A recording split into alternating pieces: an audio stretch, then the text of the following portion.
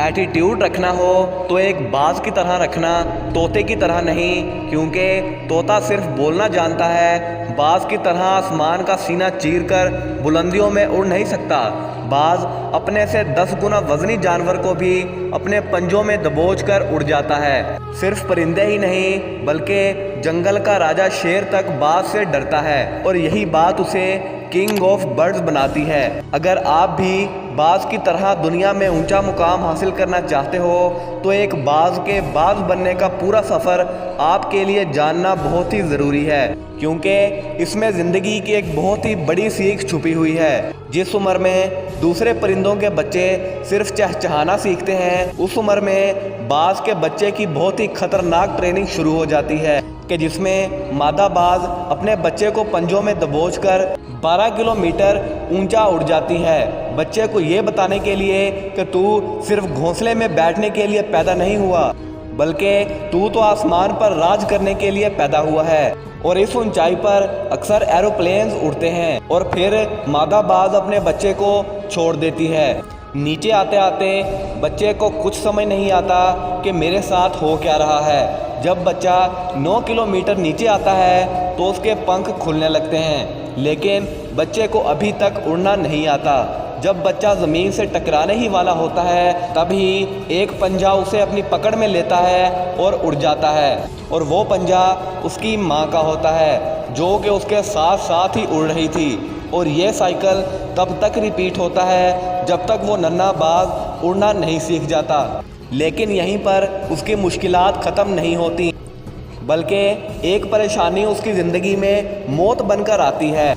एक बाज की उम्र तकरीबन 70 साल तक होती है, लेकिन जब वो 40 साल का हो जाता है तो उसकी चोंच टेढ़ी हो जाती है, उसके नाखून मुड़ जाते हैं कि जिससे वो अपने शिकार को दबोचता है। उसके पंख जिनसे वो बादलों से भी ऊंचा उड़ता है वो भी भारी हो जाते हैं और उसके सीने के साथ चिपक जाते हैं। अब बाज के पास 3 रास्ते होते हैं, या तो वो 40 की उम्र में ही मर जाए, या फिर गिद्ध की तरह बचे हुए खाने पर डिपेंड हो जाए, या फिर ज़िंदगी के सबसे दर्दनाक प्रोसेस से गुजरने के लिए खुद को तैयार कर ले। और बाज तीसरा ऑप्शन ही चूज़ करता है। सबसे पहले तो वो ऊंची पहाड़ी पर चला जाता है और वहां जाकर वो अपनी चोंच को पत्थर पर इतनी ज़ोर ज़ोर से मारता है कि उसकी चोंच टूटकर अलग हो जाती है। अब वो नई चोंच आने का इंतज़ार करता है। नई चोंच आने के बाद वो अपने नाखूनों को भी निकाल कर फेंक देता है और नए और ख़तरनाक नाखून आने का इंतज़ार करता है, और नए नाखून आने के बाद वो अपने पंखों को भी निकाल कर फेंक देता है। इस प्रोसेस में उसे 5 से 6 महीने लगते हैं, और इस दौरान बाज को खाना और पानी बहुत ही कम मिलता है, और उसे उन परिंदों से भी छुपकर रहना पड़ता है कि जो कल उसकी आवाज़ सुनकर भी डर जाते थे। लेकिन यही कुर्बानियाँ और दर्द उसे 30 साल और देते हैं, और बाज 70 साल तक जीता है। ईगल हमें सिखाता है कि बेहतर ज़िंदगी गुजारने के लिए खुद को बदलना पड़ता है, कंफर्ट जोन से निकलना पड़ता है और दर्द सहना पड़ता है।